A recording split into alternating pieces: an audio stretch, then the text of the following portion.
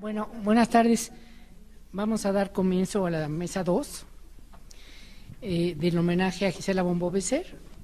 Yo en lo personal quiero agradecer que estoy en este instituto al cual quiero mucho y me siento muy bien por invitación de Gisela, cuando empezamos a formar el seminario aquí con dos queridos y estimados colegas, con Pilar, y lo cual siempre le estaré muy agradecida de pertenecer a esta comunidad. Así que bueno, esa es mi parte que obviamente tenía que decir antes de que... Y ahora vamos a darle la palabra a Francisco Javier Cervantes de la Universidad Autónoma de Puebla, quien es doctor en Historia por el Colegio de México, profesor investigador del Instituto de Ciencias Sociales y Humanidades Alfonso Vélez Pliego de la Benemérita Universidad Autónoma de Puebla, es coordinador del Seminario Interinstitucional de Historia de la Iglesia desde hace más de 10 años, que organiza aquí con Pilar, y con la doctora Martínez, pero más respeto. Ha publicado numerosos capítulos de libros y artículos sobre la economía eclesiástica y las fundaciones piadosas, especialmente sobre el tema de la consolidación de vales reales. Entre sus obras destaca, además del libro A la Casa de Ángeles, la Iglesia Poblana 1790-1825, y actualmente está en prensa el libro intitulado La Deuda Eterna y la Territorialización del Obispado de Puebla 1560-1680. Ha coordinado además varios libros, entre los que podemos destacar La Iglesia Nueva España, Interacciones Políticas y Sociales, y junto con Pilar Martínez, Reformas y Resistencias en la Iglesia Nueva Hispana. Bueno, le damos la palabra a Francisco. Bueno, primero quiero agradecer la invitación a estar en esta celebración muy merecida que se le hace a Gisela, ¿no? Que tengo el gusto de conocerla de hace tiempo y mucho más tiempo que físicamente, y con eso quiero comenzar. Cuando comencé de estudiante a leer el libro de La Hacienda de San Carlos Borromeo, y cuando comenzó a hablar del endeudamiento, y ahí como estudiante me enteré de los diferentes, en una nota que todavía ahí guardo, los diferentes tipos de censos y todo, en realidad me fascinó fue uno de mis primeros contactos sobre la importancia del estudio de los censos para la historia que poco a poco me fue envolviendo. Bueno, de lo que les vengo a platicar aquí es sobre el primer libro de censos de la ciudad de Puebla, los 16, y vengo a presentarles exclusivamente algo sobre la estructura de este libro y qué posibilidades hay de su explotación. De hecho, este trabajo forma parte de una investigación más amplia, esto que se llama La Deuda Eterna y la Territorialización del Obispado de Puebla. Entonces voy a tratar de presentar la problemática que representa este libro. Bueno, como ustedes saben, los censos son contratos mediante los cuales se compraba el de percibir una renta, ¿sí? Y llevaban regularmente anexo un contrato de hipoteca. Resulta de que, bueno, la descripción de los tipos de censos, la relevancia en la deuda hipotecaria, pues han llamado la atención en la historiografía desde muy temprano, ¿no? Como por ejemplo este estudio que acabo de mencionar, ¿no? Y con ello, cuando se comenzó a hablar de los censos, también se comenzó a hablar del crédito eclesiástico, ¿no? Otro tema también muy desarrollado por la homenajeada en este coloquio. En este caso, bueno, yo creo que sí se ha producido una gran numerosos trabajos sobre historia que han girado en torno al problema del crédito eclesiástico, ¿no? Y en general sobre los censos o sobre el crédito.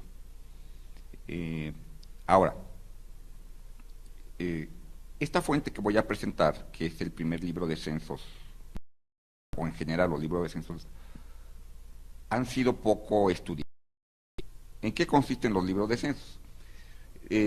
Los libros de censos son un resumen que se hacen, o un extracto que se hace de los censos en una ciudad, y que lleva el escribano de Cabildo. El escribano de Cabildo no transcribe todo el censo, sino solamente transcribe una pequeña parte de el censo, ¿no? ¿Por qué? Bueno, esto se hizo para evitar que las propiedades fueran hipotecadas repetidamente y se cometieran fraudes, ¿no? Hacia alrededor de 1580, el valor y el número de censos comenzó a aumentar notoriamente, y en 1584 inaugura este primer libro de censos de la ciudad de Puebla. Y una cosa muy curiosa es que este libro de censos debió haberse llevado en todas las ciudades, todas las cabeceras importantes. Sin embargo, no se han conservado en la mayoría de las ciudades. Hay pocos cabildos que hayan conservado sus libros de censo. Hay algunos estudios sobre que se han hecho en base a los libros de censo, pero ha habido a veces confusión en torno a lo que representan estos resúmenes. En primer lugar, bueno, se ha confundido a veces el censo como un préstamo, ¿no? Yo pienso que aquí este tipo de puntualizaciones, que no voy a regresar sobre ellas, las ha hecho la doctora Pilar Martínez en un referente ya absolutamente citado por el obispado en el siglo XVI, que ha sido el pináculo de los estudios para este siglo, ¿no? Entonces, como bien señala la autora, pues no habría que confundir todo censo con préstamo, ni todo préstamo con censo, ni los censos con las hipotecas. Entonces, como tenemos solamente el resumen, el problema es cómo interpretar estos resúmenes adecuadamente, ¿sí?, para no caer en interpretaciones erróneas, ¿no? Entonces, lo que voy a tratar de aquí es de discutir para emplear estos resúmenes que son pequeños.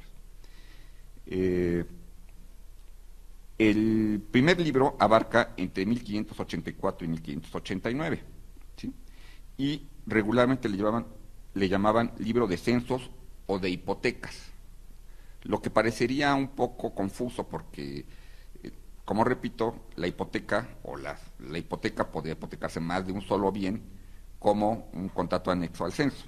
Sin embargo, ellos lo nombraban indistintamente, libro de censos o hipotecas que lleva el escribano de Cabildo en el Cabildo, ¿no?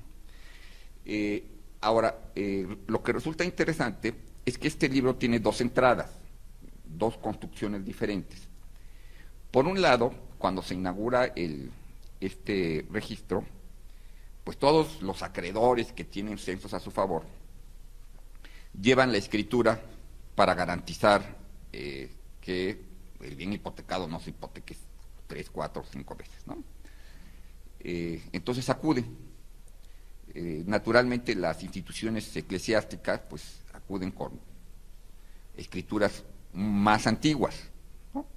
Pero también los particulares resulta que tienen en sus archivos escrituras atrás de 1584, cuando se inaugura el libro de censos, y también las llevan. Entonces, día a día, el escribano me dice, fulano de tal, me presentó una escritura de censo, un pequeño resumen, ¿no? Eso es la primera entrada que tiene el libro. En una segunda entrada que tiene el texto, es lo que podemos decir, una investigación que el escribano de Cabildo hace. El escribano de Cabildo no se conforma con ir recibiendo a los interesados. ¿Por qué? Porque, pues, simple y sencillamente pudieron haber perdido la escritura, se pudieron haber muerto, cambiaron de lugar, etcétera. Entonces, ¿qué es lo que hizo? Fue y aparentemente pidió informes al resto de los escribanos de la localidad, a los 4 escribanos que había, y sacó resúmenes todavía más pequeños sobre las escrituras de las que hay, ¿no?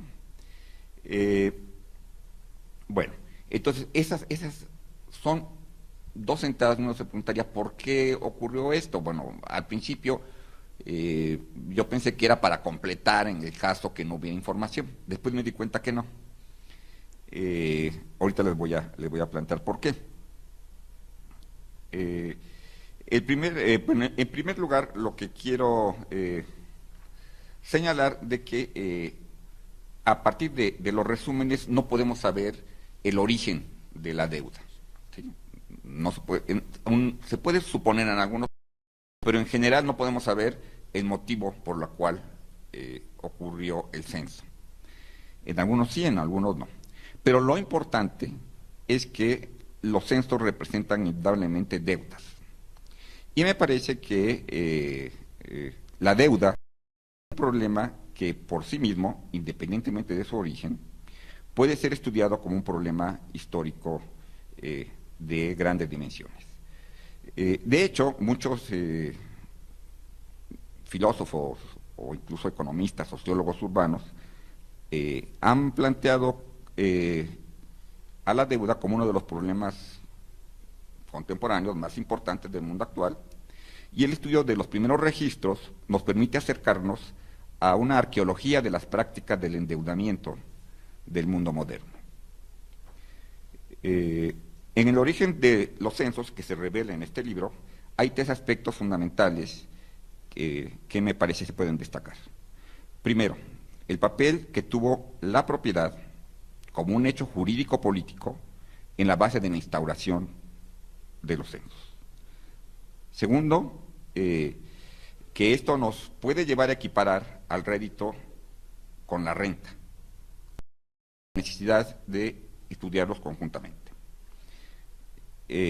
Tercero, que estos libros de censo pueden ser, sobre todo el primero, tuvo una función ordenadora del espacio urbano, codificadora de ese espacio, y va a ser el que va a designar las calles sistemáticamente por primera vez en la historia de la ciudad, así como ocurrió yo creo que en otras ciudades. Y por último, que en este libro también se revela la importancia que tuvieron los censos eclesiásticos, pero solamente a partir de 1580. Bueno, entonces esto es lo que voy a tratar de explicarles brevemente, ¿no?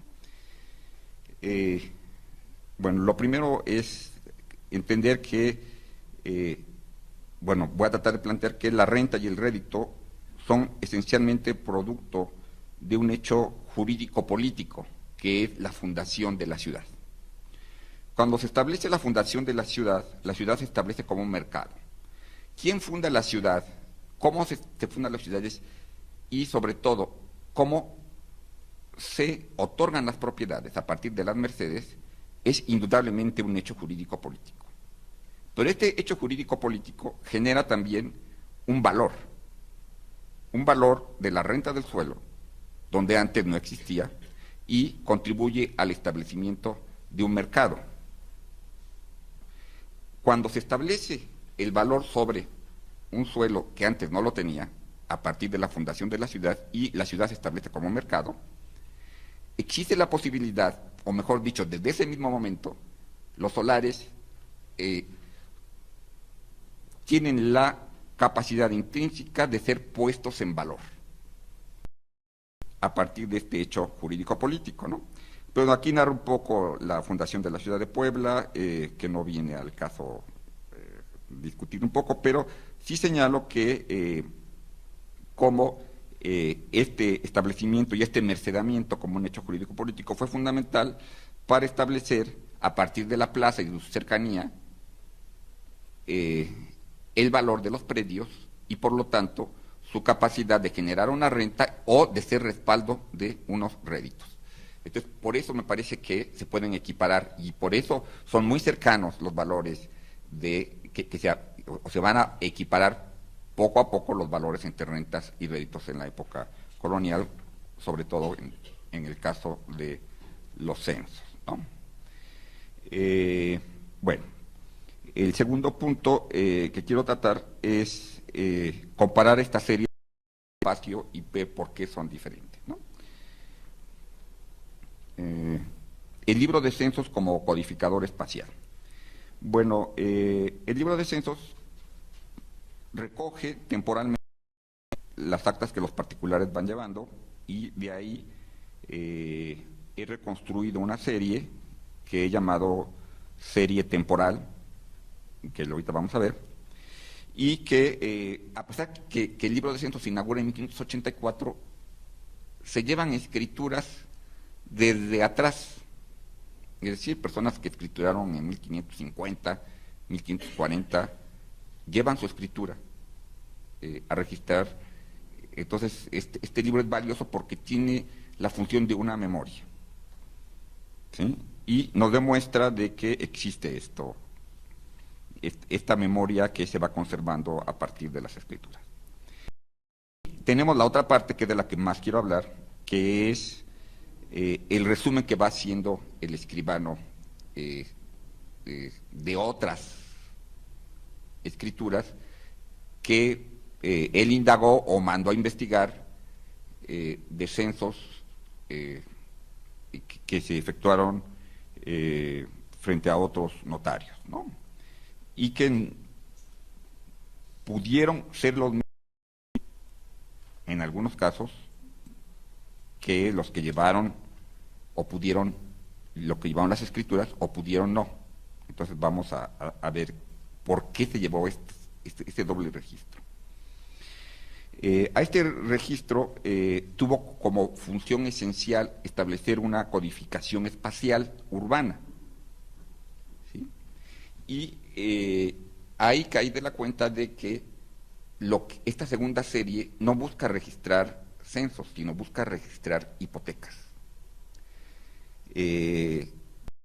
Llamaban libros de censos o hipotecas, lo que a nosotros nos parecería que no es lo mismo, pero es el título totalmente adecuado porque hay un registro de censos y un registro de hipotecas. ¿Qué quiere decir? De que alguien en un censo podrá hipotecar 3 casas en la ciudad y en la serie de hipotecas aparecen 3 registros, no uno. Cada vez que se registra la hipoteca, se asentaba. Por eso lo llamaban libro de censos e hipotecas, no porque ellos confundieran el censo con la hipoteca. Ahora, esto nos lleva, por ejemplo, la primera serie tiene 425 registros de escrituras que estaba viva a regresar. Y la segunda serie tiene 799, ¿sí? Cerca del doble. Entonces, lo que yo traté de hacer es desglosar todos ellos hasta darme cuenta de que había un solo censo, pero que en cada censo estaban registrando las hipotecas. Ahora, esto se hizo para localizar rápidamente las propiedades hipotecadas dentro de la ciudad. Pero ¿cómo las ubicaban? Pues el primer libro de censos es la primera codificación del espacio urbano sistemática que se hizo en la ciudad de Puebla y yo creo que en el resto de las ciudades. ¿Sí? ¿Cómo ubicar una propiedad? Al principio, en las ventas de casas y en las primeras hipotecas, cuando no había este esfuerzo sistemático, se tomaba una casa que se quería ubicar, que se vendía a un predio, y se lo ubicaba de acuerdo a los 2 puntos conocidos más cercanos y a los lindes de la propiedad, ¿no? De tal manera que era la casa de Juan Pérez, que queda en la calle que va de la Plaza Central a la Iglesia de los Remedios y que tiene como lindes y da otros propietarios, ¿sí? Ese era el concepto de calle.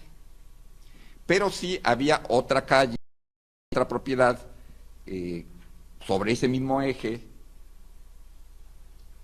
y tenía 2 puntos diferentes de referencia importantes, pues entonces nombraban a ese espacio como calle también.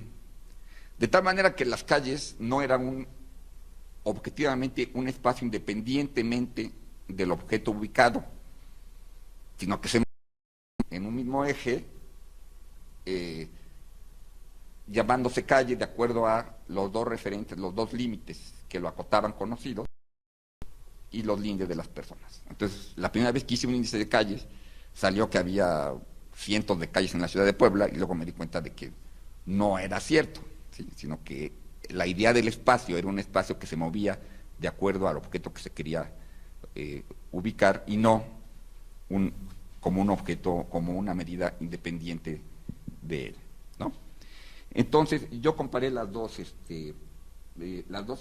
Depuré. Lo primero que se hizo fue depurar las series, y una vez quitando los que fueran, y había 3 censos, 3 hipotecas correspondientes a un censo, nada más recogí un censo, y fueron muy cercanos. Ya se representaron las series, 425 registros de una y 465 de la otra. Yo pensé que con esto, bueno, van a ser iguales las gráficas, pero para mi sorpresa, ahorita nada más les represento la reconstrucción de antes de que el libro de censo se inaugurara, es decir, antes de 1584, es decir, hasta 1583. Bueno, el resultado que tenemos es este. Primero vemos, arriba está la serie por calle, la indagación que hizo el escribano con base a otros notarios, ¿sí? Y vemos que barre desde más atrás, es decir, comienza desde más atrás. Cuando las personas comienzan a llevar sus escrituras, la memoria de la ciudad se da, la más antigua que encontré fue en 1548, es decir, una memoria aproximadamente de cerca de 40 años, 1580. Pero el escribano de Cabildo se fue hasta un poquito atrás de 1540, ¿no? Hasta los años, fines de los años 30. Bueno, entonces por eso no van a ser primero las series iguales. Y otra cosa que me llamó la atención fue que en la reconstrucción de las series no coinciden los valores. Que en realidad la serie por calle, o la serie que ha codificado la ciudad, tiene siempre valores más altos antes de 1583, siempre va a recuperar escrituras de mayor valor que las que están llevando a registrar las personas que están vivas y tienen la escritura en la mano, ¿sí? Entonces, esta para mí fue una sorpresa a la necesidad, bueno, de hacer una crítica, en efecto, de hacer la comparación, y de que es necesario, como ahorita no lo presento, pero ya se hizo, hacer una serie única, porque no existe un empalme total, ¿no? Entonces, ¿cuál es la función entonces de esta serie de calles? Codificar la ciudad, ¿no? ¿Y cómo lo hizo? Lo hizo a partir de grandes ejes, ¿sí? Entonces, y definió calles. Por ejemplo, aquí está claramente, ¿no? Hizo un abecedario de las calles, y se hizo, por ejemplo, calle principal, establece aquí ya 2 puntos, no los 2 puntos más cercanos a la propiedad, sino por primera vez establece 2 fronteras que cruzan toda la ciudad, y dice, calle principal que va a Cholula, que se nombra del Alguacil Mayor, dándole por principio el arroyo de San Francisco, que es lo que ahora es el Boulevard 5 de Mayo, atravesando por la plaza pública, bueno, obviamente hasta la salida a Cholula. Es todo un eje. Y aquí está su nombre largo, donde da algunos puntos intermedios, ¿no? Y así va codificando toda la ciudad, donde se da un eje y se le da un sentido al. ¿Sí? El resultado que tenemos, bueno, son 17 calles, es más o menos. Yo lo he tratado de expresar en las calles, este es lo que sería el río, ¿no? Y y las flechas, porque hay un sentido que va del arroyo de San Francisco a vamos a agrandar un poco para que ustedes vean. Esta es la plaza que está acá, ¿sí? Y aquí están las calles que ya tengo codificadas, y se lleva un orden, ¿no? Los que van primero a la derecha tienen y tiene sus referentes, ¿no? Que va a y pasa por, ¿sí? Y que sería de oriente a poniente, y el otro es de sur a norte, ¿sí? Entonces codifica la ciudad, la cuadrícula y la codifica. Y con base en esta cuadrícula ya puede localizar en el índice de hipotecas las casas que están hipotecadas. Había 799 casas hipotecadas en el siglo XVI, hacia 1589, en era un espacio relativamente corto, ¿sí? Porque la ciudad, de hecho, la última calle no llegaba más allá de 4 calles después de la plaza, ¿sí? Entonces, me parece que esta primera función codificadora del libro de censos es muy importante, y se le ha prestado poca atención a esta labor que debieron haber cumplido esto. ¿Hubo planos antes? Sí. Ahora, hubo planos antes, hay cronistas que narran que para repartir los solares también tuvieron que haber hecho una cosa similar, pero no les funcionó, no lo hicieron de una manera sistemática. Hay conocimiento de que hicieron, por ejemplo, trataron de hacer un plano y trataron de nombrar las calles, pero se lo robaron. Para que no se lo robaran, mandaron a hacer un cuadro, un óleo, también se lo robaron. Fue un fracaso y nunca pudieron ponerse de acuerdo en los primeros 50 años de fundación, ¿no? Hasta que llegó el libro de censos. El libro de censos no fue necesario hacer el plano porque lo pudieron codificar de una manera diferente. Entonces yo creo que esta es una cosa que se debe destacar, ¿no? Básicamente esta es la función, me parece, de este primer libro de censos, y estas son las calles, ¿no? Me voy a saltar rápidamente para que no... Ahora, a partir de 1580, el crédito eclesiástico comienza a irrumpir, es decir, comienzan a aparecer centros eclesiásticos de una manera notoria. Ya existían antes, pero comienzan a irrumpir de tal forma que hacen que el valor de los censos se dupliquen, ¿sí? Y no me extraña que en 1584 se haya considerado necesario llevar el libro de censos, porque había, por lo menos en Puebla, una duplicación del valor de los censos desde 4 años antes. Y yo creo que lo mismo debió haber pasado en la Ciudad de México o en otras partes. Entonces yo creo que cuando se dicta esta ordenanza de llevar por parte del, que es muy antigua ya también, ¿no? Pero cuando se dicta poner en orden en las ciudades de Indias registro del libro de censos, es porque ya existía esta necesidad, y porque, en el caso de Puebla, ya los censos eclesiásticos habían tomado una gran relevancia. ¿Por qué ocurrió esto? Bueno, yo lo atribuyo aquí, en especial en Puebla, me imagino que en otras ciudades similares fue lo mismo, fue en la medida que la ciudad de Puebla se consolida como, o inicia la consolidación como una ciudad episcopal. Es decir, se comienzan a congregar ahí las iglesias, ¿no?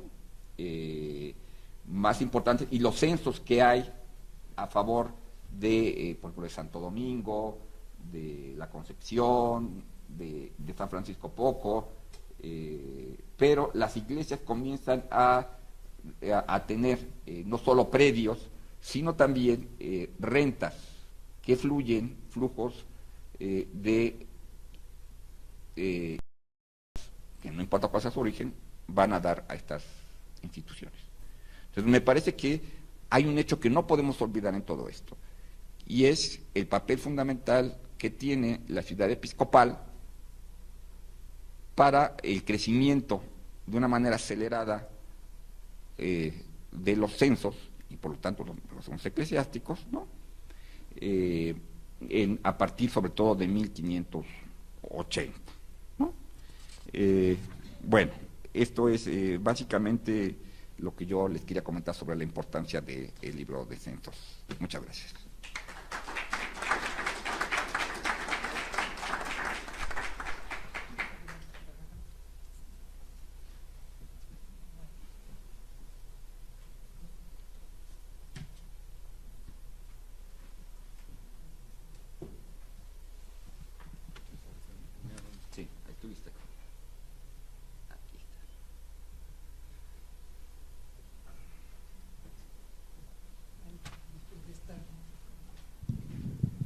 interesante ponencia. Francisco siempre nos acostumbra a aprender a leer los documentos y aprender a plantear nuevas interpretaciones, casi una tradición de Francisco. Bueno, sigue Carlos Marichal, los conocidos. Él es profesor investigador del Centro de Estudios Históricos del Colegio de México, es historiador económico y autor de numerosos libros y trabajos sobre México y América Latina. En septiembre de 2009 fue reconocido por la Asociación Española de Historia Económica con el premio Jaume Vicens por el mejor libro publicado de Historia Económica, publicado en el bienio 2007-2008. Es fundador y expresidente de la Asociación Mexicana de Historia Económica 2001-2004. En lo que se refiere a su producción sobre temas de historia económica y fiscal, cuenta con numerosas obras, entre las cuales se cuenta La bancarrota del virreinato, La Nueva España y las finanzas del Imperio Español. Una versión revisada y ampliada de dicha obra fue publicada en inglés. Más recientemente ha coeditado con Johanna von Graveser El secreto del imperio, los situados coloniales, América y las Filipinas, que por el Colegio de México y el Instituto Mora 2012. Bueno, y aquí nos falta, que es premio nacional, ¿verdad? Bueno, le damos la palabra a Carlos. Muchas gracias, Leonor. Gracias al Instituto por invitarme y gracias a Pilar y a Gisela también por poder participar en la reunión de hoy. El trabajo que presento hoy tiene como objetivo enfatizar el marco internacional de los grandes estudios que ha realizado Gisela von Bobeser sobre la aplicación de las políticas de la Caja de Consolidación en la Nueva España entre 1805 y 1808. Dichos trabajos han aclarado y explicado en gran detalle, enorme detalle, cuántos fondos se recabaron para la consolidación en la mayoría de las regiones, villas y parajes del virreinato. Pero cabe preguntar, ¿a dónde fueron a parar estos dineros recogidos de manera forzosa de una inmensa gama de pequeños, medianos y grandes propietarios de la Nueva España, unos años antes de la independencia,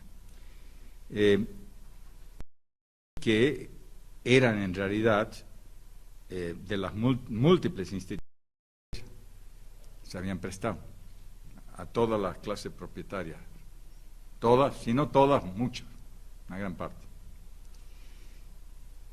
Nuestra principal contribución en este trabajo consiste en demostrar que si bien la mayor parte de la plata tenía como destino las tesorerías españolas, o sea, establecer la consolidación de vales era un objetivo de la Real Hacienda española, en la práctica estos dineros acabaron en manos de comerciantes banqueros de Holanda y Francia. Esto debido a las guerras de la época, que eran las más importantes, las guerras napoleónicas, pues del tránsito del antiguo régimen al mundo moderno. Vamos a revisar, y indefectiblemente influyeron sobre la Nueva España, América, aunque a veces se piensa que las guerras napoleónicas son algo puramente de Europa, ¿no? Pero tienen grandes impactos en América por el lado económico y financiero, etcétera. Eventualmente político. Revisaremos tres problemas centrales que nos hablan de la importancia de tener en cuenta el engranaje entre las finanzas españolas y las europeas en esta época de guerras y su impacto sobre las transferencias de plata enviadas desde la Nueva España. En primer lugar, expondremos de manera sintética las múltiples funciones que fue asumiendo la Caja de Consolidación como agente financiero del gobierno español a nivel internacional e internacional. Y enfatizaremos la forma en que dicha caja se convirtió en la segunda tesorería de la Hacienda Metropolitana y por qué tuvo un papel tan destacado en el manejo de las remesas coloniales. En segundo lugar, analizaremos los mecanismos de pagos diseñados para implementar el Tratado de Subsidios de 1803 que Napoleón obligó a Carlos IV a firmar. Que implicaba que tenía que pagar la corona española un subsidio anual de 180 millones de reales para no tener que poner tropa en el campo de batalla, ¿no? Y Napoleón quería dinero, pues, en este caso le dijo a Carlos IV, si no quieres poner tropas, me das dinero. Y para eso había que pagar, y para pagar España no tenía, y por lo tanto aquí entra Nueva España.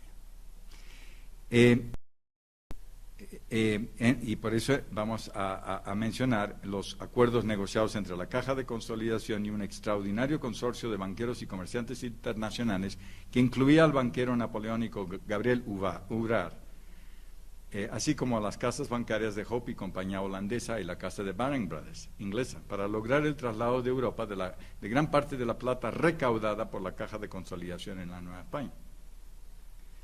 Y por último, mencionar algunos de los métodos secretos utilizados por los banqueros europeos Hope y Baring y sus agentes para extraer y sobre todo llevarse el dinero a Europa. Son varios millones de pesos plata del puerto de Veracruz entre 1805 y 8 por cuenta de la Caja de Consolidación. Las transacciones complejas por su carácter secreto ilustran las formas en que una red de casas privadas de banca y comercio hizo viable la implementación de las financieras y mercantiles que la corona española encargó a la Caja de Consolidación Española en América y muy particularmente en la Nueva España. Bueno, todo esto está basado en el libro de Bancarrota y en la versión en inglés posterior. Por eso, de hecho, las viejas gráficas de Bancarrota no las he recuperado y vamos a ver, vamos a empezar con esto. Esto viene del libro. Este es el total de dinero que se sacó de América a través de la consolidación de vales reales, de acuerdo con el viejo artículo de Reinhard Lear, ¿no? En el cual estableció una comparación de todas. No hay otro cuadro que yo he visto. Entonces tenemos de la Nueva España, del virreinato de la Nueva España, se logró una recaudación que él dice, todo discutible en función de las investigaciones posteriores de Gisela, 10 millones, alrededor de 10 millones de pesos, poco más. De Perú, 1.400.000, casi 1,5 millones. De Nueva Granada, 500.000, del Río de la Plata, 366.000 pesos, de Guatemala, 1,5 millones, de Cuba, 350, de Caracas, 350, de Chile, 164, Filipinas, 353, un total de 15 millones. Y transferidos a Europa, un poco más de casi 13 millones de pesos plata de la época, lo cual era una cantidad importante para la corona española en época de guerra.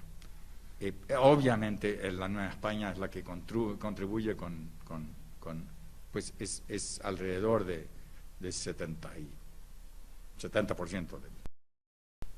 O sea, era la más importante.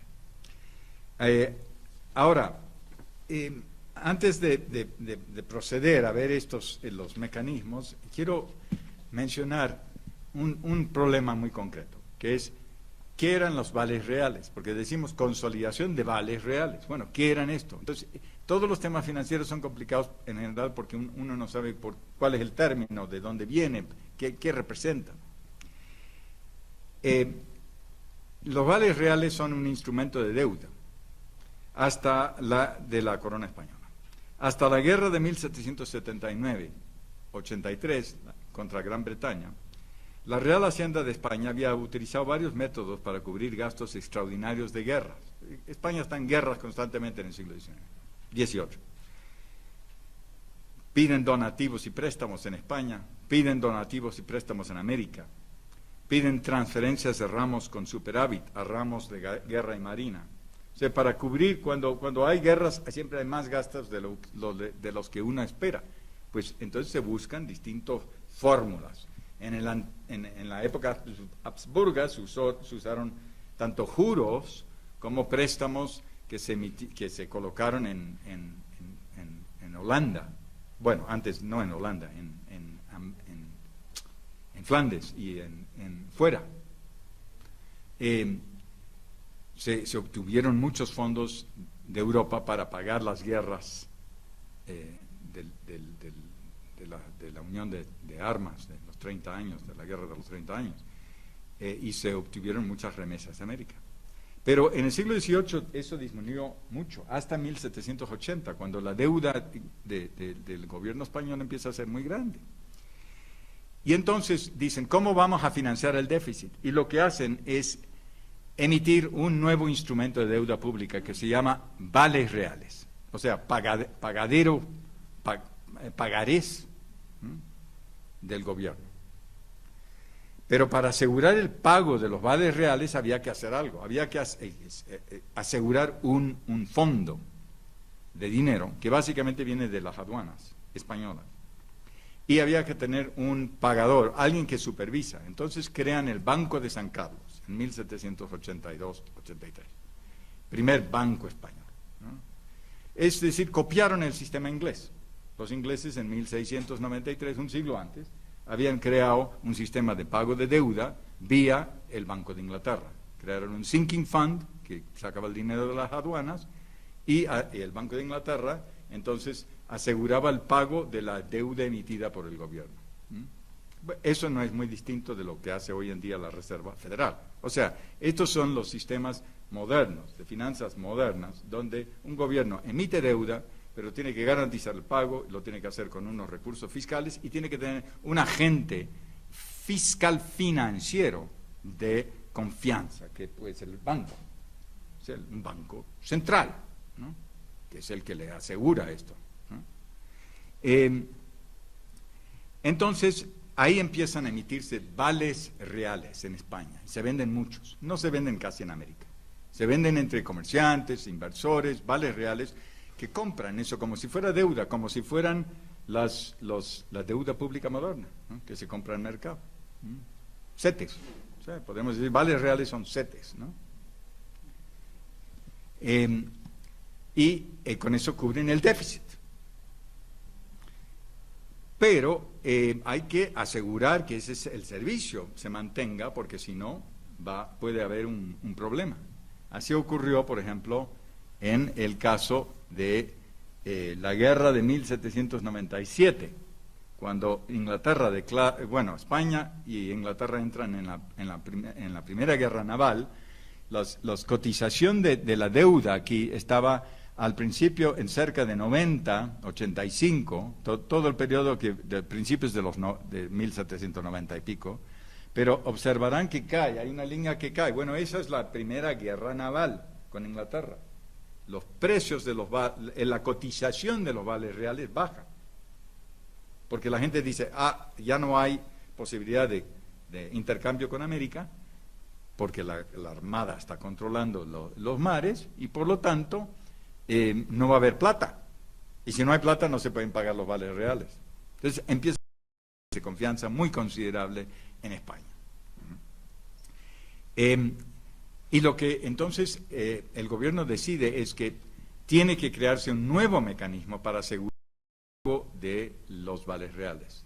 Y entonces crean la caja de la consolidación de vales reales. Es una caja que asegura tener con los que pagar el servicio de los vales reales. Y le dan como 10 recursos fiscales nuevos.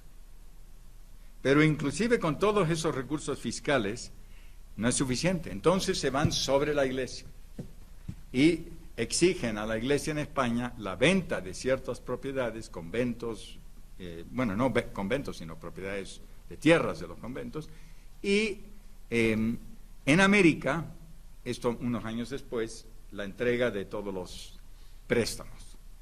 Entonces es un mecanismo de finanzas de Real Hacienda muy complejo, pero que se puede entender si se trata de explicar sintética o esquemáticamente, ¿no? Ahora, en América se ratificó el establecimiento de la consolidación de vales reales en 1803.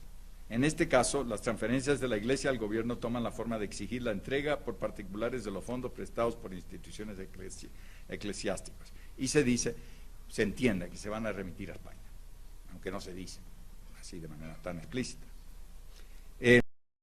La cuestión es si realmente iban a España o no.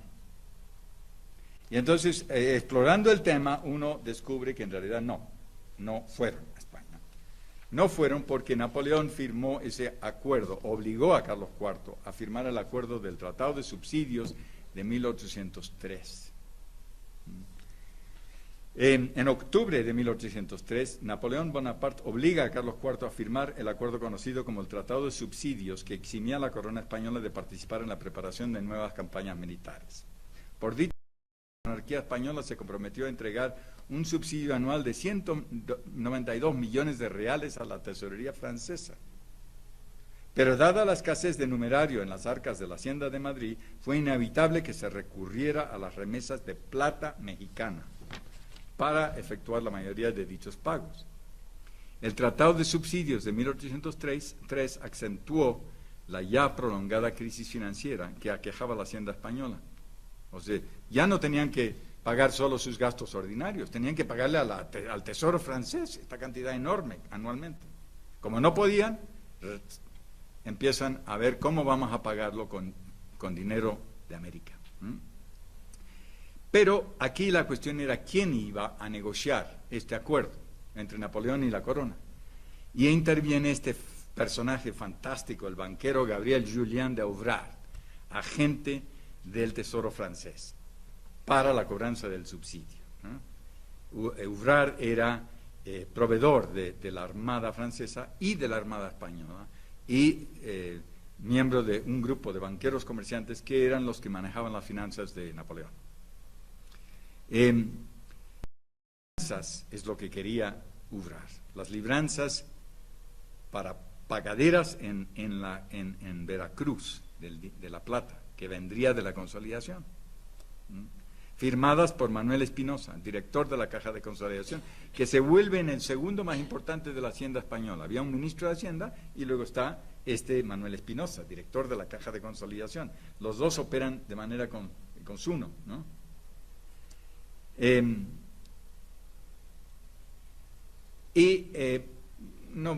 No vale la pena ahondar en los detalles, pero las razones por las cuales la Caja necesitaba el dinero de México es que los ingresos ordinarios en España eran insuficientes y porque ya habían gastado su crédito con los vales reales.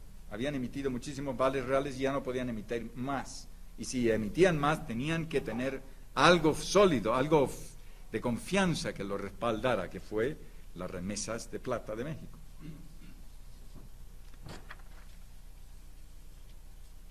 Ahora bien, la situación es compleja, porque entonces no es solamente Napoleón el interesado en conseguir el dinero, es Ouvrard, su proveedor, que es jefe de la Compagnie de Négociants Réunis, prestamistas y proveedores militares de la administración napoleónica, que estaban ansiosas por resarcirse de los cuantiosos adelantos que habían efectuado tanto a la Armada francesa como a la española. O sea, Napoleón, ¿cómo financiaba sus guerras?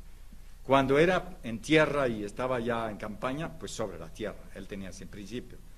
La gente a nivel local pagaba, sacaba, obligaba básicamente que contribuyeran, ¿no?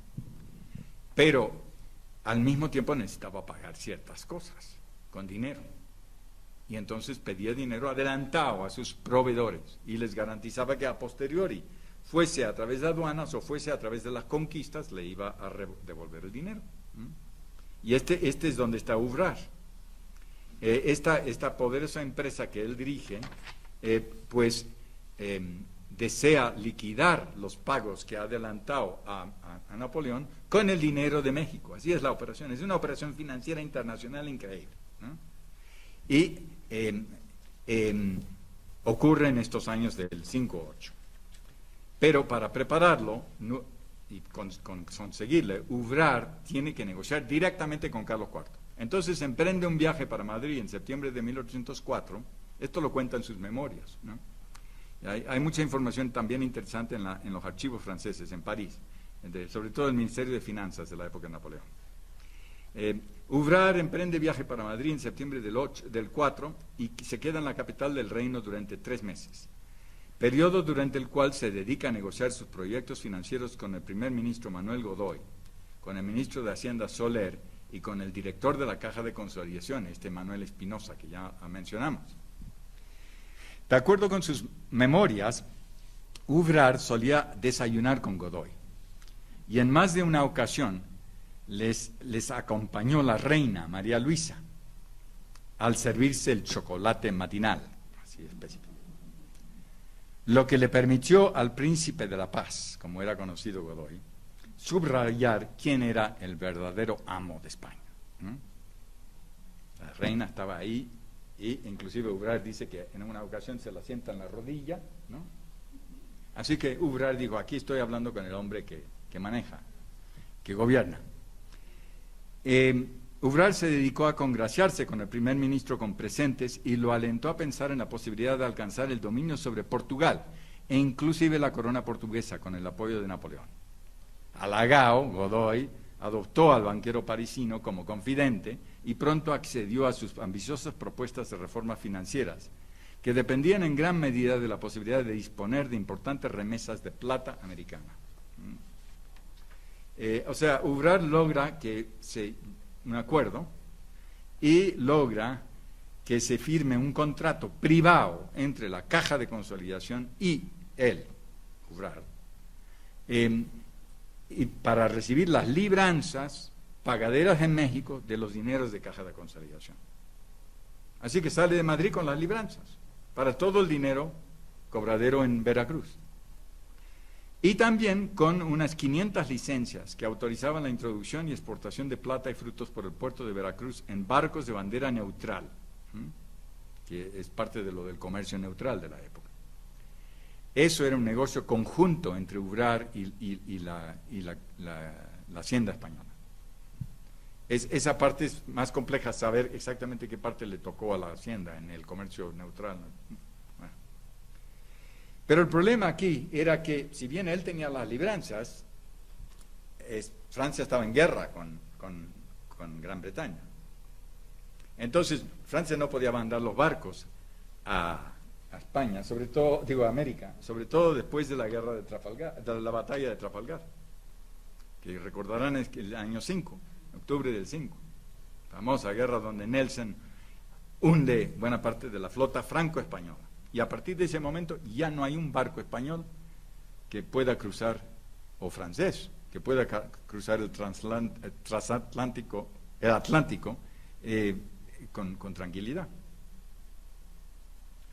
Entonces, ¿cómo podía cobrar sus libranzas, Umbral? ¿Y cómo podía usar las licencias de comercio neutral? Él quería hacer el gran negocio. Él estaba consciente que era una de las mayores operaciones financieras comerciales de la historia, hasta entonces. Él lo dice en sus memorias, ¿no? Y luego hay muchos trabajos que lo indican, por el tamaño de la operación y la complejidad. Pues para esto, él tiene que conseguir intermediarios, y los intermediarios tienen que ser gente muy influyente. Y entonces se dirige a Holanda y negocia con la casa Hope, la casa de financieros más importante de Holanda, y les plantea el tema de que ellos organicen el comercio neutral, el envío de barcos a América para cobrar las libranzas de la consolidación y introducir mercancía con las licencias que le ha concedido la corona española. De acuerdo con relatos contemporáneos, los socios de la Casa Hope inicialmente desconfiaron de la fabulosa operación transatlántica mercantil y financiera que les propuso Umbral en mayo del 5.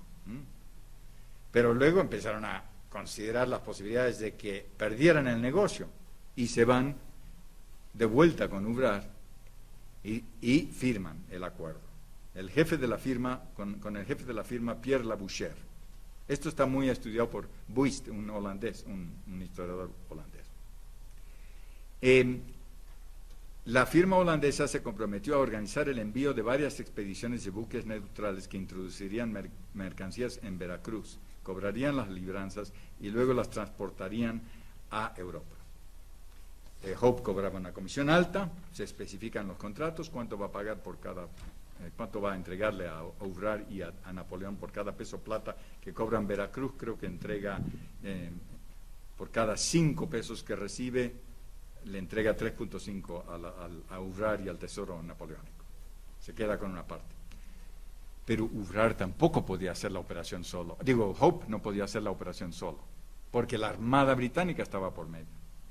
Y entonces lo que hace Hope es que viaja a Londres, se entrevista con Baring, Sir Francis Baring, de la casa Baring Brothers, famosa. ¿Por qué? Porque tiene mucha relación con ellos. En segundo lugar, porque su hija se casó con un hijo de Baring. Y entonces, Baring Brothers dice que la operación es increíble, es inaudita, aunque esa época de guerras napoleónicas, todo este tipo de operaciones era algo en la que participaban de una manera u otra. En la guerra se hacen cosas muy extrañas, ¿no? Muy estrambóticas, muy fabulosas y muy peligrosas. Baring le dice a Hope, no, esto no puede funcionar porque la Armada se va a oponer y porque Sir William Pitt, el primer ministro, va a decir que no. Pero Pitt, finalmente cede. Cede porque Baring le convence, no solo Baring, sino la Compañía de Indias Orientales inglesa, de que quieren la plata mexicana, porque la necesitan para el comercio con la India. Inglaterra está gastando mucha plata pagando a sus aliados en Europa, a los rusos, a los austriacos, etcétera, en la guerra contra Napoleón. Y lo hace con pago de plata, oro en principio también, pero sobre todo plata. Entonces toda la plata que tenía Inglaterra iba a pagar a sus aliados. Y no le quedaba nada para el comercio con la India, que era indispensable para el funcionamiento y para muchas otras cosas. Y cuando le convencen a Pitt de que el Banco de Inglaterra ya no tiene dinero, no tiene suficientes recursos y que necesitan este dinero, entonces Pitt cede y dice, está bien, aunque la operación es rara, va a autorizar a una casa holandesa a ir vía intermediarios a llegar a Veracruz, cobrar un dinero de un país con el que está en guerra, España, sacando el dinero de la consolidación, transportándolo a Inglaterra y luego entregándole gran parte de ese dinero a Hope, el holandés, para que se lo entregue a Napoleón, el enemigo de Inglaterra. Pero ¿qué pasa? Los ingleses se quedan con la plata. Hope recibe de ellos libranzas, letras de cambio, a cuenta de esa plata. Pero los ingleses no tienen que soltar plata contante y sonante, sino que reciben las libranzas, letras de cambio, y Hope se los entrega a Napoleón. Y Napoleón con esas letras de cambio opera. Así fue la operación, fue muy compleja, hasta hoy por distintos historiadores en distintas partes, ¿no? Yo traté de armar parte del rompecabezas en el libro porque había distintos autores que trabajaban esta cuestión. Y posteriormente otra gente lo ha trabajado, también Guadalupe Jiménez Cudinach lo ha trabajado desde el punto de vista del grupo de Gordon Murphy, pero no es el caso de Hope y Baring. Y Adrian Pierce también ha hecho un par de ensayos sobre el Hope y Baring. Pero podemos decir que tanto la cobranza de las libranzas como el funcionamiento del comercio neutral fue fundamental en esta coyuntura crítica de 1805-8. De hecho, permitió que hubiera mucho comercio a través de Veracruz en la época, muchos barcos que entraban y salían, aunque algunos eran portugueses, otros suecos, otros americanos, muchos, y inclusive algún buque británico. Hay dos barcos de guerra británicos que llegan al puerto en medio de la guerra, en 1806 creo que es. Uno llevaba a bordo de Sir Francis Baring, el banquero. Llega ahí y entrega las libranzas para cobrar el dinero de la consolidación, llega a manos de Iturrigaray, y Iturrigaray ha recibido instrucciones de que se pague.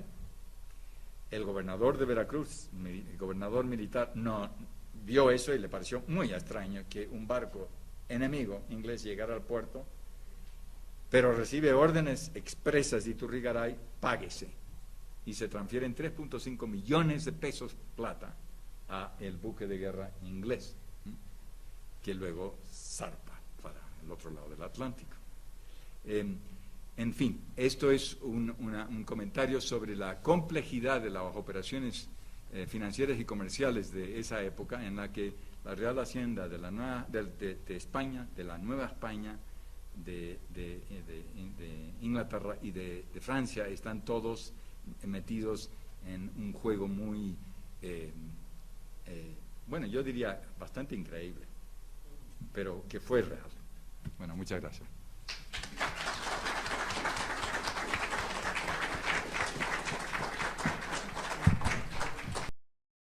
Bueno, después de haber oído esta aventura, que demuestra claramente que las finanzas no tienen que ver ni con los principios, ni con los, inclusive, ni con los intereses políticos. Tienen su propia lógica y van por otro camino. Es un trabajo, por supuesto, Carlos se le olvidó decir, que lleva muchos años haciendo y que, bueno, prácticamente sirve para una película, algo, un novelado. Podría parecer una cosa así, aunque es real. Bueno, por último tenemos aquí a Elisa Speckman, doctora investigadora del Instituto de Investigaciones Históricas, es miembro del SNI, de la Academia Mexicana de Ciencias Penales y de la Academia Mexicana de Ciencias. Se ha especializado en la historia sociocultural de los siglos XIX y XX en la Ciudad de México y específicamente en la historia del derecho, la cultura jurídica y la justicia. Es autora del Tigre de Santa Julia, la princesa italiana y otras historias, Sistema Judicial, Criminalidad y Justicia en la Ciudad de México de los siglos XIX y XX, y también de el libro Crimen y Castigo, Legislación Penal, Interpretaciones de la Criminalidad y Administración de Justicia. Es también coeditora de varias obras, entre ellas Los abogados y la formación del Estado mexicano, Crimen y Justicia en la Historia de México, El mundo del derecho, aproximaciones a la cultura jurídica novohispana y mexicana, Los miedos en la historia, otro libro es de Normas y transgresiones, enfermedad y crimen en América Latina. El otro título es Modernidad, Tradición y Alteridad, la Ciudad de México en el cambio de siglo. Con todo esto, por supuesto, ha recibido premios por parte de la Academia Mexicana de Ciencias y el Comité Mexicano de Ciencias Históricas. Bueno, ya tienes la palabra. Muchas gracias, Leonor. Bueno, antes que nada, muchas gracias, Gisela Pilar, por la invitación. Yo conocí a Gisela hace muchos años, fue mi maestra en la maestría en Historia y cursé con ella 2 cursos. En el primero realizamos o revisamos el proyecto de investigación y en el segundo escribimos una reseña que después nos ayudó a publicar. De Gisela aprendí la rigurosidad metodológica, la disciplina del historiador, la importancia de las fuentes, pero además de esto, la necesidad de plantear y responder preguntas. Me acuerdo muy bien cómo nos contaba que muchas veces la solución a un texto, a la interrogante planteada, no surgía después de estar muchas horas frente a la computadora, sino tiempo después manejando en el tráfico, en el supermercado, es decir, al mirar el texto desde la distancia de lo cotidiano. Ingresé al instituto años después, al igual que Leonor, por invitación de Gisela, lo cual agradezco mucho, y desde entonces me une a ella la gratitud y la amistad. Ambas perduran, pero no sabe la cercanía, como ustedes pudieron ver, con los temas trabajados. En los primeros años compartíamos intereses de investigación. Yo estudiaba a las comunidades religiosas femeninas, un aspecto de la historia de la Iglesia, y me interesaba dentro de este tema la economía de los conventos de monjas. Por esto, Gisela y Pilar me invitaron a participar en la edición de un libro que se tituló La Iglesia y sus bienes. Yo cubría la parte del siglo XIX. Así nos interesaban temas comunes, aunque en etapas históricas diversas. Sin embargo, el tiempo me fue alejando de estos temas. Ahora ya no estudio monjas, sino criminalidad y justicia en los siglos XIX y XX. A pesar de todo esto, mi deseo por sumarme a este homenaje me hizo aceptar, de forma quizá imprudente, la invitación de las organizadoras. Imprudente porque no presento resultados de una investigación en curso y por ende resultados recientes, sino presento una relectura de trabajos y fuentes que escribí o que reuní hace algunos años.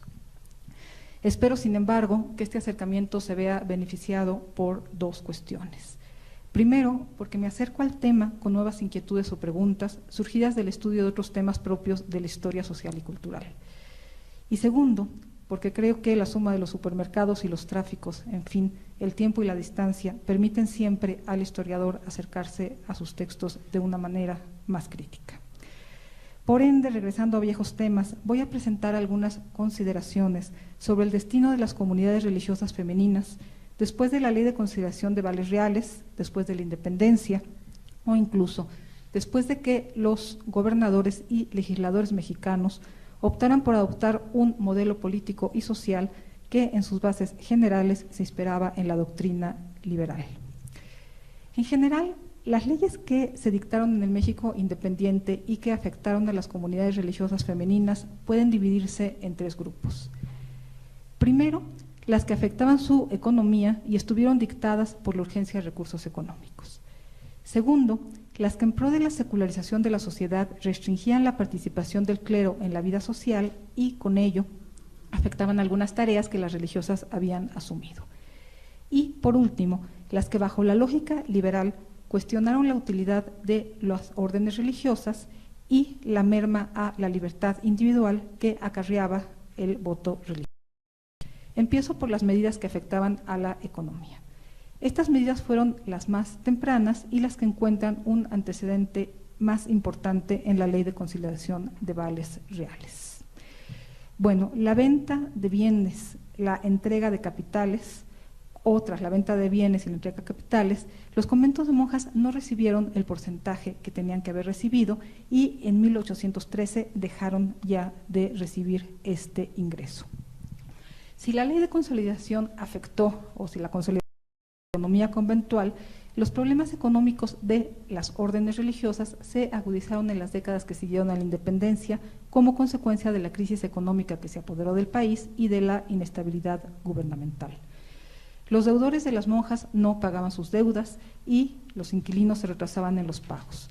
Además, periódicamente los gobiernos civiles exigían préstamos a la Iglesia, que la Iglesia después distribuía entre las diferentes instituciones eclesiásticas. Para obtener el dinero que les correspondía, las monjas debieron vender propiedades y redimir censos, con lo que perdieron su fuente de ingreso, o bien endeudarse con otras corporaciones religiosas o con agiotistas. Al entregar el dinero recibían pagarés que no podían ser efectivos a causa de la inestabilidad política y el estado de quiebra de la hacienda pública. Resulta interesante marcar ya en estos años la diferencia que se establecía entre la propiedad comunal o la propiedad del convento y lo que era, digamos, la propiedad, entre comillas, o la dote de las monjas, a la que se le daba una mayor importancia, y lo que se vincula con el anhelo de impulsar la propiedad privada y terminar con la propiedad corporativa. Un ejemplo de esto lo encontramos en 1847. En plena guerra con Estados Unidos, Valentín Gómez Farías exigió a la Iglesia que entregara 15 millones de pesos, pero en la parte que debían entregar los conventos se salvaba 6,000 pesos para dotar a cada una de las monjas. Años después, en 1856, se dictó la Ley de Desamortización de los bienes de corporaciones civiles y religiosas. En este punto ya no podemos hablar de medidas que solo estaban destinadas a obtener fondos. La medida coincide con el objetivo al que ya me había referido anteriormente, o la lucha contra las corporaciones y el anhelo por sustituir una sociedad integrada por cuerpos por una sociedad integrada por individuos. En ese momento, y como parte de esta misma lucha, ya se habían dado otras medidas, como la restricción de los fueros eclesiástico y militar. Bueno, volviendo a 1856, la Ley de Desamortización prohibió que las corporaciones tuvieran bienes. En este momento el Estado no buscaba quedarse o apropiarse de las propiedades de los conventos, solamente exigía que se vendieran. Los conventos podían quedarse con el producto de la venta. Como se ha mostrado en diversos trabajos, muchos conventos consiguieron prestanombres y además hubo muy poco tiempo entre que se dictó la Ley de Desamortización y el estallido de la Guerra de Reforma, por lo que en realidad las monjas conservaron gran parte de. Sin embargo, en 1859, en plena Guerra de Reforma, el grupo liberal se radicalizó, se expidieron las llamadas leyes de reforma y como parte de estas leyes, en 1859, la Ley de Nacionalización de los bienes religiosos, los bienes de la Iglesia. Dentro de esta ley también se prohibía la existencia de comunidades religiosas, pero esto lo vamos a ver después. Al nacionalizar los bienes, los conventos subsistieron por un tiempo y el gobierno se comprometió a pagar los gastos del convento y pagar los gastos del templo. Tiempo después se admitió también la necesidad de dotar a las religiosas que permanecieran. Sin embargo, como el gobierno carecía de dinero, traspasó su deuda o su compromiso a los compradores de bienes nacionalizados, quienes reconocían una parte del valor de la propiedad a favor de las monjas. Obviamente no todos cumplieron con el compromiso y los conventos quedaron prácticamente sin ingresos. En 1863, de esto, como les dije, voy a hablar más adelante, se prohibió ya definitivamente la existencia de comunidades religiosas, de órdenes religiosas. Las monjas que vivían en la clandestinidad tenían muchos problemas económicos, sobre todo en estos primeros años. Bueno, el segundo grupo de medidas que tienen que ver con la restricción de la participación de las religiosas y de la Iglesia en general en la vida social. Desde 1830 se empezó a pensar en la necesidad de separar el poder del Estado y el poder de la Iglesia. Como parte de esta necesidad o de estas reformas, en 1833 se suprimió la coacción civil sobre el cumplimiento de votos religiosos y se suprimió también la universidad pontificia. Con los años se fue acrecentando de separación y se dio el proceso de secularización. La Iglesia controlaba para este momento, todavía para las primeras décadas del siglo XIX, el registro del estado civil de las personas, nacimiento, casamientos, defunciones, la educación, la salud, los cementerios. Las personas no podían desarrollar su vida al margen de la Iglesia. Pensar en libertad religiosa o en tolerancia de cultos debía conllevar esta posibilidad, la posibilidad de que el ciudadano realizara su vida de forma independiente a cualquier iglesia. Por esto, y de nuevo llegamos a las leyes de reforma, en 1859 se creó el registro civil, quedando sin validez los actos celebrados ante la iglesia, se secularizaron los cementerios y ya después se dictó la Ley de Libertad de Cultos en 1860. Las leyes de secularización continuaron. En 1861 se secularizaron hospitales y establecimientos de beneficencia. Se pensó también en una educación laica. Desde 1867, en establecimientos oficiales, la educación no podía ser religiosa y este principio se adicionó a la Constitución en 1874, prohibiéndose que se celebraran prácticas religiosas o se diera instrucción religiosa en ningún establecimiento oficial. Esta medida naturalmente no afectaba a las órdenes más tradicionales, las órdenes religiosas dedicadas a la contemplación, pero sí afectaba a una de las órdenes que había llegado en la etapa novohispana y que se dedicaba a la educación, la Compañía de María. Pero afectaba sobre todo a un nuevo modelo de religiosas, las congregaciones de vida activa. Las congregaciones presentaban diferencias con respecto a las órdenes que se habían establecido en México durante la etapa virreinal. Primero, las hermanas no juraban votos perpetuos, sino que realizaban promesas temporales. Segundo, las hermanas no vivían en comunidad, sino que vivían en los establecimientos que atendían, y esto se vincula con lo tercero y lo más importante.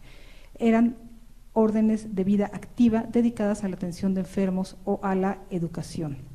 La primera congregación en llegar a México en 1844 fueron las Hermanas de la Caridad y posteriormente, siguiendo su esquema, surgirían las Hijas de María del Señor San José y muchas otras.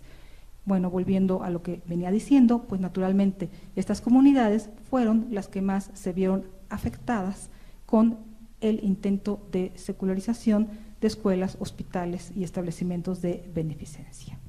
Bueno, tercer grupo, medidas que cuestionaban la utilidad de las órdenes religiosas y el voto religioso. Bueno, me había referido ya en 1833 a la prohibición de la coacción civil sobre el cumplimiento de votos religiosos, es decir, el Estado ya no intervenía u obligaba a los religiosos a cumplir con sus votos si estos deseaban abandonar el convento.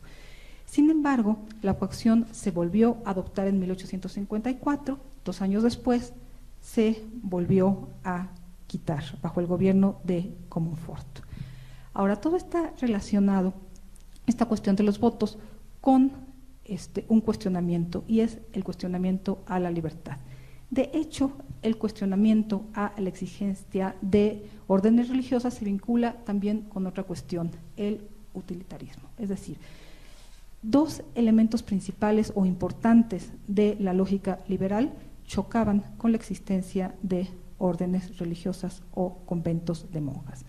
En primer lugar, la utilidad o el utilitarismo. Desde una lógica racional se cuestionaba la utilidad de las órdenes. Se pensaba que habiéndose adoptado la libertad religiosa, se justificaba la existencia del clero secular.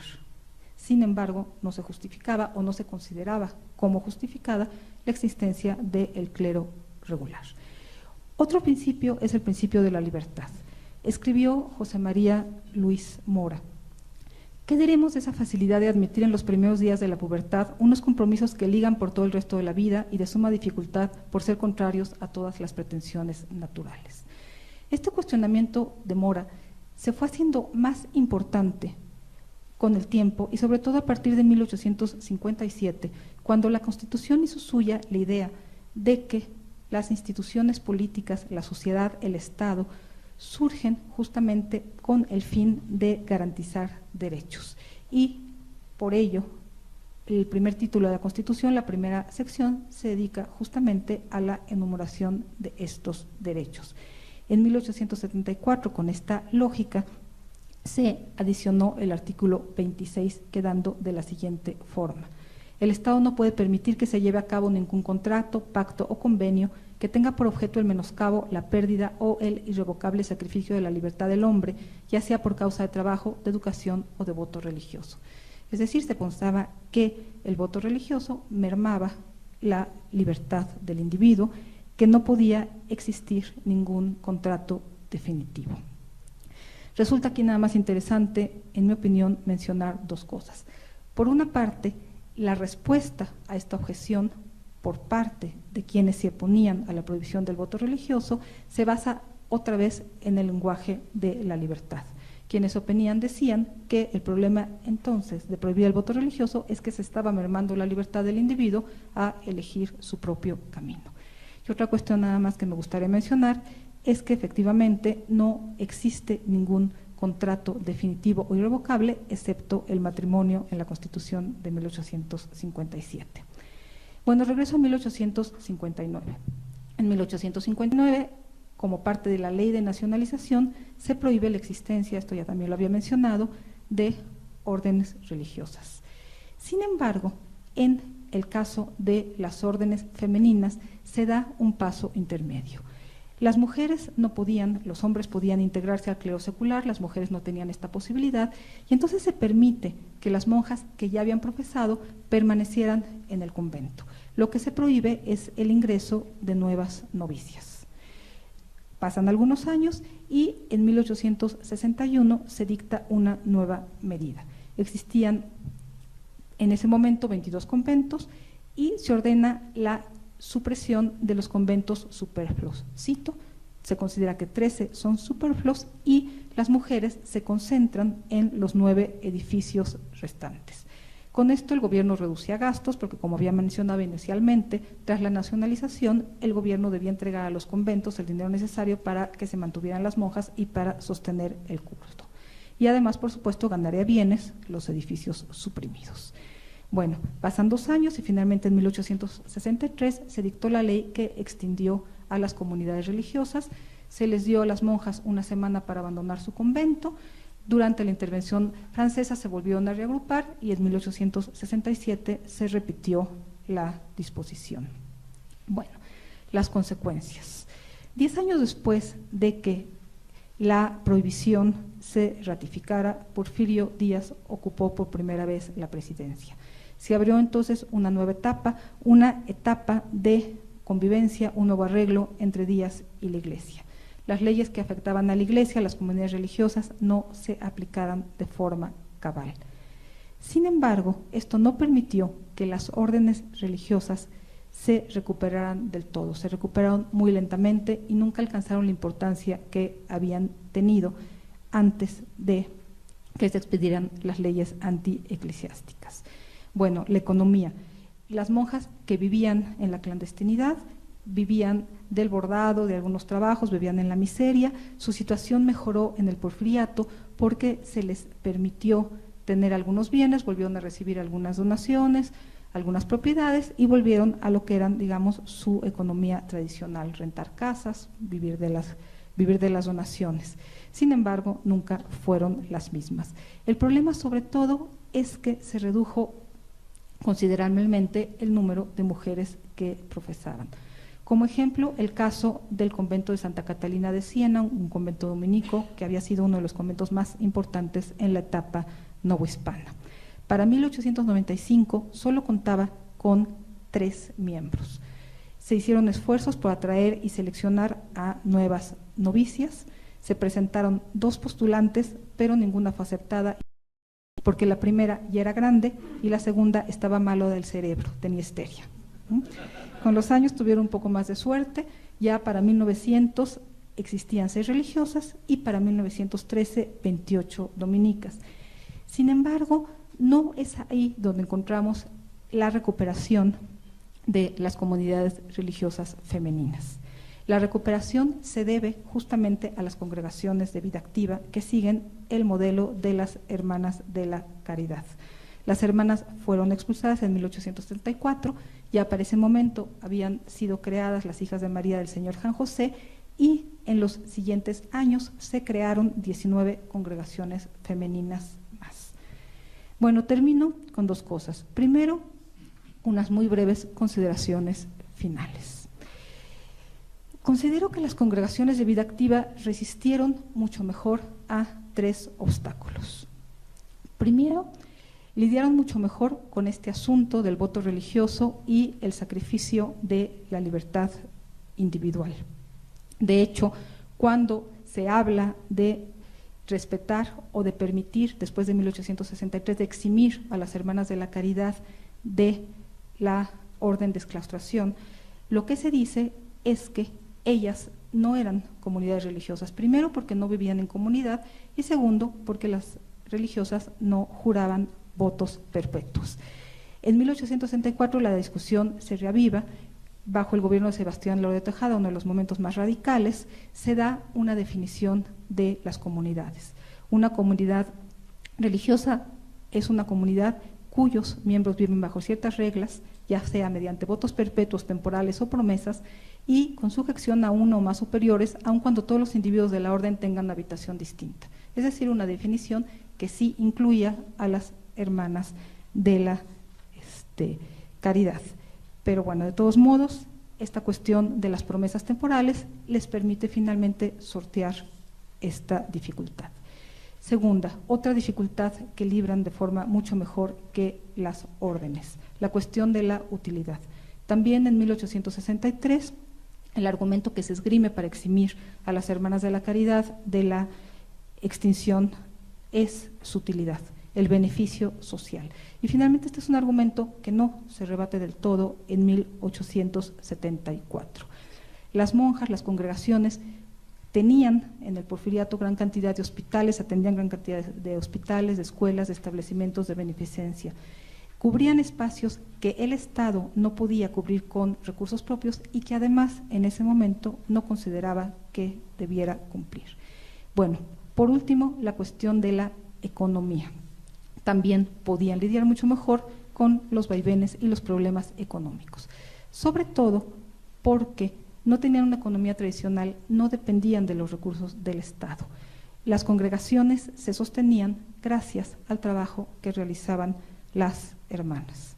Por tanto, considero que por su apostolado y por su labor social, por su concepción de la vida religiosa, resultaban menos ajenas a la doctrina liberal y a la mentalidad moderna que las órdenes monásticas. Además que, como dije, se adaptaban mejor a los vaivenes de la economía. Bueno, había anunciado que iba a terminar con 2 cosas. La primera ya la agoté, la segunda y última. Quiero terminar con un nuevo agradecimiento a Gisela por todo lo que me ha brindado en los años que la conozco. Gracias, Gisela.